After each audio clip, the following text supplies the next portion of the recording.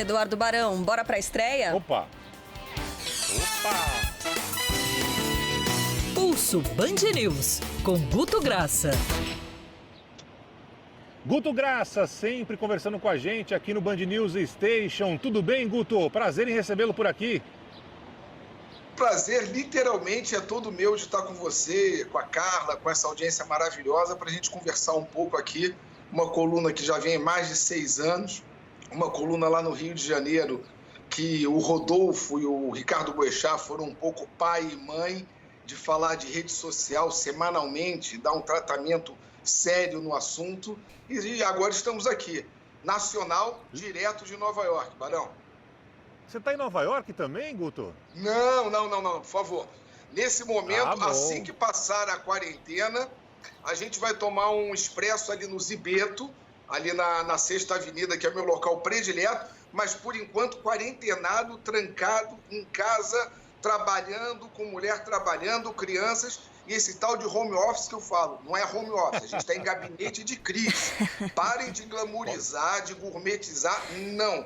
Home office, criança não entra, não tem o homeschool pulando, não tem um cachorro entrando no teu escritório, não tem que dividir o escritório com a sua mulher fazendo 5 reuniões ao mesmo tempo, ou seja, amigo, não vamos glamourizar, a gente está no meio de um gabinete de crise. Ô, Barão, peraí que eu senti uma pontinha aqui aparecendo do Guto Graça, a pontinha do iceberg, talvez, já para introduzir a primeira pergunta, Guto, já que a gente está falando de rede social e esse comportamento nas redes, esse momento e essa coisa do quarentenado, isso interfere no comportamento das pessoas nas redes? Você tem sentido? Demasiado, não só de aumento de uso.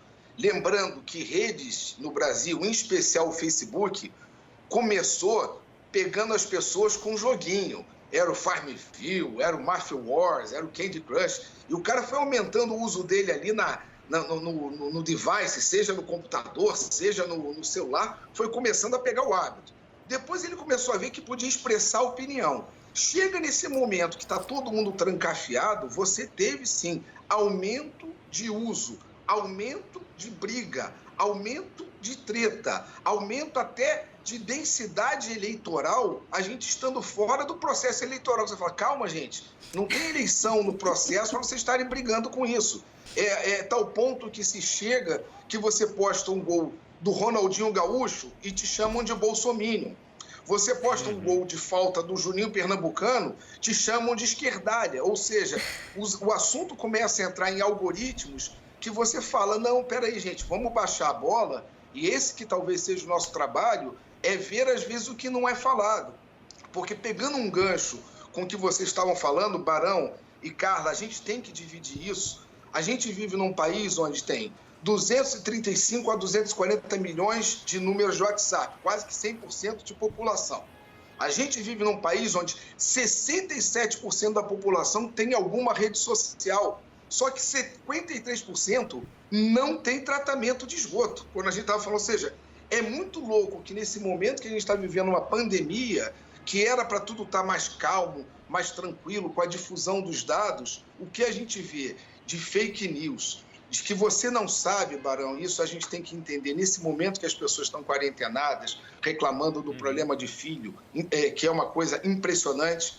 As redes varridas ontem no Brasil, 60% das pessoas que tinham pais estavam citando sobre volta às aulas ou como seria. Detalhe, a gente está falando de realidades díspares que o Covid traz. O Covid, o coronavírus, ele trouxe uma realidade. Ele ocorre diferente em diferentes cidades, com reações diferentes, ok? Só que ontem era, talvez puxado por São Paulo, era todo mundo discutindo quando é que iriam voltar as crianças. Por quê? Isso impacta nas nossas vidas.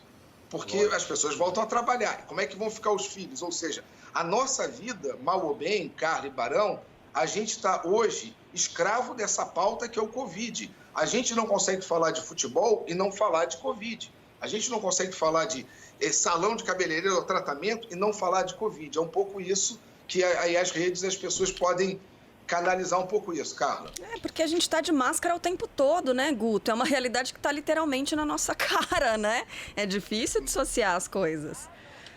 Exato, assim, mudou o comportamento. Aí aquelas pessoas, como vai ser o mundo pós-Covid? Voltaremos pior ou melhor? Eu não sei. Eu sei que até 2021, 2022 voltaremos de máscara e com álcool gel. É a única previsão que hoje a gente pode afirmar, porque mudanças de comportamento foram feitas. Essa coisa do vamos voltar, as pessoas estão voltando, mas olha que interessante. A segunda onda já é algo que é falado na Inglaterra, que é algo que é falado na China, que é algo que é falado nos Estados Unidos, desde o dia 19, todo mundo com esse temor.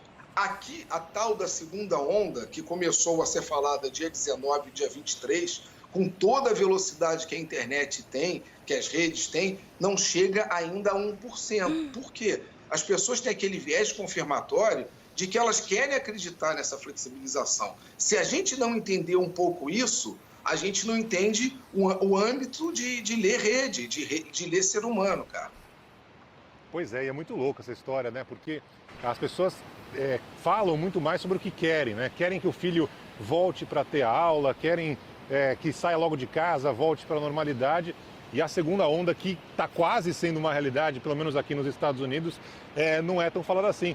Agora, Guto, eu vou te falar, não tem coisa mais chata do que na rede social você colocar ali, como você falou, um gol de algum jogador e o cara te xingar por qualquer motivo que na cabeça dele aquele gol daquele jogador quis dizer algo relacionado à política, né? É uma das coisas mais chatas. Eu conheço muita gente que está simplesmente abandonando a rede social porque qualquer coisa que posta tem que ter uma ligação direta com a esquerda, com a direita, com cima embaixo, puxa e vai. Uma coisa desesperadora, viu, Guto? Mas aí é um pouco, Barão, o escravo do algoritmo que vai padronizando um pouco isso e as pessoas não veem, e isso aqui não é nenhum alarme, não é nenhum momento guru de apologia de catástrofe, não veem que começa a se comportar um pouco como máquina. Quando eu resolvo algoritmar um gol ou achar que naquele gol tinha algo que eu tenha que combater ideologicamente, eu falo, cara, pirou a batatinha. Ou seja, Total. As pessoas estão buscando muito uma coisa que é inerente do ser humano e o coronavírus, novamente, serviu uma pandemia para ilustrar um pouco isso, a gente busca o viés confirmatório. O que a gente quer ver naquilo? Você posta um dado mostrando que pode ser que o pico tenha passado no Rio de Janeiro, é dado, é para discutir, não é verdade absoluta. Aí você recebe mensagem por inbox, aderiu ao governo, está defendendo o Bolsonaro, você fala, cara, eu estou passando dados tratados aqui para a gente debater. Não existe, nesse momento, as pessoas buscam verdades, enquanto a gente tem que estar procurando perguntas. Ou seja, é muito louco isso, vide a tal da cloriquina, que se você falasse, não, eu quero que dê certo a cloriquina, eu quero que dê certo a pílula do Frei Galvão, o Barão e Carla. Eu não vou torcer contra nenhum remédio. Agora, se você faz um óbice que houve um estudo que falava mal, os caras acham que você está jogando contra o governo. Você fala, não, gente, a gente está debatendo dados, vamos começar a tirar esse viés de querer lacrar e começar a voltar o quê? O diálogo. Eu falo, você responde dentro do que eu falei. E não querer brigar comigo achando que eu estou querendo impor posição. Sabe que esse é um comportamento que me deixa muito intrigada, que é a questão de as pessoas terem muito mais certezas do que perguntas, né? Do que dúvida. Eu tenho tanta dúvida, gente, eu não tenho certeza de quase nada. Mas, enfim. Ô, Guto, deixa eu voltar um pouquinho para o outro tema que você puxou, que é essa questão dos comentários a respeito da segunda onda. Você disse que em outros países esses comentários eles aumentaram a partir de 19 de junho, né? Isso acontece com frequência de o Brasil ter um comentário, ou aliás, um comportamento um pouco atrasado com relação a esses assuntos? Já dá para prever quando é que esse assunto vai trendar por aqui, vai começar a ser mais discutido? Carla, excelente pergunta. Dependendo da onde a mão que o assunto entra, o assunto segue aquela história do caminho das bolhas, seja uma bolha favorável a um governo, seja contrária ao governo, esquece ciência. Então, o que acontece? A gente tem delay? Tem. Mas se nesse momento alguma pessoa, ou de oposição, ou de situação, que tenha digamos assim, um influencer digital, enquanto a gente não entender que a gente tem um presidente que é hoje o maior influencer digital dentro da política e se comporta como tal, muito muito melhor do que como político. Para mim, ele é nota 10 em influência digital. Então, se ele pega uma mensagem da OMS, torta e adapta e fala, aquilo entra no momento exato. Ou seja, e vide o mesmo caso contrário. A gente acaba que não está discutindo aqui o assunto no sentido técnico.